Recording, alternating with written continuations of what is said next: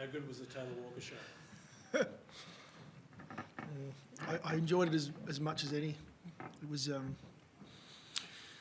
fitting night for him, and for the team and for everyone that had come out. I think we had 37,000 here who, a lot of them would have come. They've been with us for so long that they came to celebrate his career to this point. And so, we went into the game. Our mindset was very much about continuing our form. We knew we had strong form at home. We talked a lot about Tex and about Sholey during the week and the milestone, and then we moved on. Come the last 48 hours, there wasn't a lot of that talked about, but for it to finish the way it did, and for him to kick 10 in his 250th, it's a fairy tale. It was a fantastic night for the club and for Tex and for his family and for all our supporters who have been there the whole journey. So I enjoyed it as much as any. Fair to say the players saw that opportunity to load him up. Did you give them that free hand? Or? No, we didn't. As I said, we didn't discuss loading him up. We didn't play that way. We played our regular way. He did. He's often on the end of a lot of the guys' good work. I mean that with respect. Tex kicked some goals where we smile in the box in amazement at times. He did that a couple of times tonight. I thought his 10th was going to be one of those, and it just slid away to the points. So which one of the 10 did you like the most? There wasn't a special one at all. Probably the 10th one. At least that meant we didn't go searching for it. But I thought as a group we just played the footy we've been playing. As I mentioned before, he's part of that footy. He's a really important part, and he's one of the best finishers in the comp, both sides of his body, and he showed that again tonight. But the team effort to give him those opportunities was spot on. Locked in behind closed doors this week, and what about today? Sorry, I missed it. Behind closed doors. The week, and what was it like today before the game? He's been a little bit nervous, I'd probably say. A little bit edgy, and talking to him even tonight, he was a bit edgy. He mentioned it post game. He didn't show it. There's a lot that goes on with a milestone. There's a 250th especially. There's a fair bit of support, and we go back in time. We look at a lot of the history, a lot of his, the support that he's had from Broken Hill. We get to meet the family and friends from back there early in the week, and slowly we shape our way towards footy. So it's a big week. But he's been around footy for long enough to know when it's time to switch on, and he did that tonight.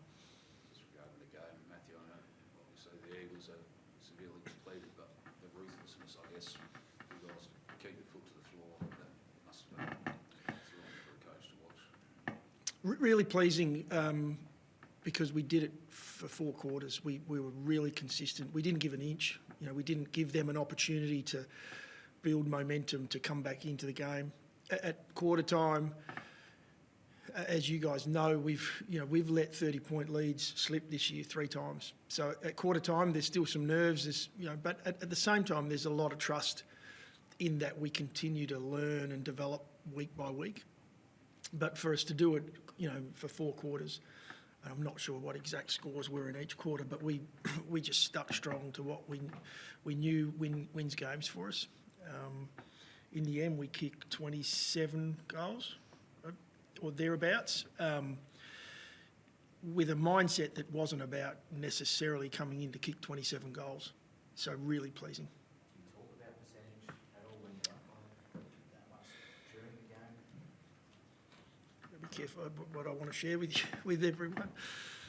We're a very open group. We're a very open coaching group. We had a conversation at halftime where teams that find themselves up the way we were at halftime often drop away in the second half. And so we had a conversation about that at the break, which was a risk, and I mentioned it being a risk to the playing group. I said, this is risky of me, but I'd rather us talk about it now than after the 4th quarter. And that was just about us sticking to what we'd done up until that point, because percentage is really important. Like, we are 7-6 now coming into the break. We are right in the fight, and the fight's got a lot of teams in it.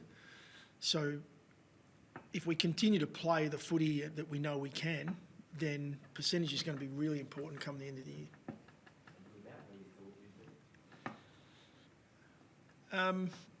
We're where I thought we'd be from our development point of view, not necessarily on the ladder. I don't really think about that. It's all about how we're playing footy, the style we're bringing, the contest that we bring. We've still got so much more improvement in us. We look at the second half of the year and, how do we continue to get better? Well, we know we can be better away from home. So there's upside. There's still more upside.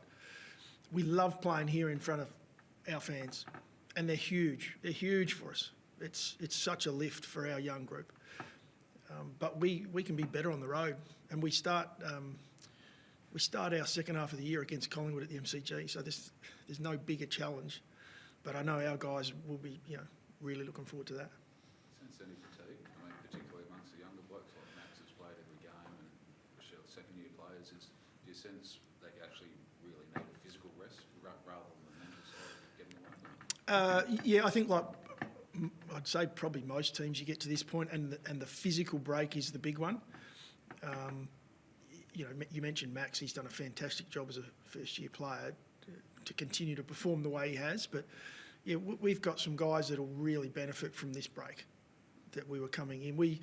Tonight we subbed Murray out probably earlier than we have used our sub most weeks, without it being an injury or a concussion, and brought McHenry in. We knew Ned was ready to go, and that was really around Murray and the work he's done up to this point. It had nothing to do with form in the game. It was more about a long-term view. There were others we probably would have liked to have done it with as well, but we were also mindful of keeping our foot down and wanting the result in the end.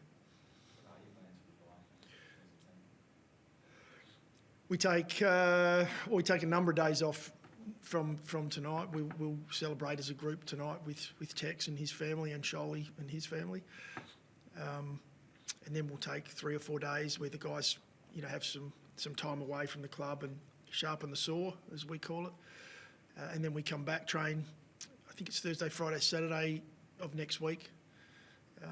Give them the weekend off after the Saturday, and then we're back into it and preparing for Collingwood. Just go back on that, on the away. You know what they're physically capable, know that they can follow a game from that. So what's the challenge as a coach to get away from whether it's a H on the fixture or an away A on the fixture? How do you deal with that one? That's a very good question, Rich, and we're working our way through it. There are, I mean, our road trips have been challenging. We're not going to hide from that. We've gone to Ballarat, we've gone to Darwin, we've been everywhere. You're away from home, you're on buses, you're on planes, you're eating smorgasbords at a hotel, so we've discussed a lot of that, and when you're a young group, a smorgasbord looks really good pre-game, but you don't normally have 3 meals when you're at home. And we'll continue to work through that. But there is a lot of it that where you draw energy from the support we receive at home. That's the majority of it. You draw energy from your crowd. Everyone's influenced on a game day, both teams and umpires. There's a lot of little things that add up. And we haven't been blown away necessarily away from home. Last weekend we were right in that game and had our opportunities, and at crucial moments, we got some stuff wrong. They're little things that we've just got to improve on, a lot of little things, and we'll get that from experience, hopefully in the second half of the year. So more about growth rather than a mental issue? The growth of... Yeah, you just grow. Yeah, there's no mental issue, not that we can see. It's our players, they come out with the same sort of mindset into those games, and obviously showed that last week. We jumped out the blocks and we're ready to go, but we're just dropping a few little areas at times, and a lot of different little areas away from home for whatever reason that we'll keep trying to iron out. Are you looking forward to finally playing with Melbourne? Yeah, I think next round's the first one for the year. Yeah, we are. I mean, Melbourne's a trip that a lot of the guys have done. Even the younger guys have done the Melbourne trip. It's a shorter trip, and playing on the MCG's always a thrill. We don't get a lot of games on there. I think it's 2 this year before you get a chance even to look at finals footy. We get Collingwood and Melbourne, I believe, on the MCG. So no, the guys will really look forward to that, but at the moment their focus is on this break. Dangerous tackles continue to be in the news. The AFL sent a memo this week. Did you go through that with the players, or did you not want to muddy the waters? Muddy the waters more, or muddy the waters? Yeah, we didn't go through the memo with our playing group. Obviously, we look at a lot of the memos. We look at a lot of the game and where some of the challenges come in. I think there's everything we're doing in the game at the moment from an AFL point of view has all good intentions. You know, we're trying to protect the players. It's all about player welfare. So we are 100% in on all of that. It's just a real challenge at this point because the game's so much faster than what it is when you slow it down and look at it in slow motion. So we'll continue to work with them on that. It's a really tough one. Do we have an extra problem there where, you remember when the head high tackle led to players burrowing their heads and then that became a problem, then we had to change the rule again. Is the flopping during tackles now the problem? Because you know you can guarantee yourself a free kick. I don't want to be that coach that is controversial. But you see, So I'm better off not answering it, Reach. Otherwise, I just get myself into a conversation that I don't need to be in. But we've all got two eyes. Thanks, guys. Appreciate it. See? Pulls me away. Good result.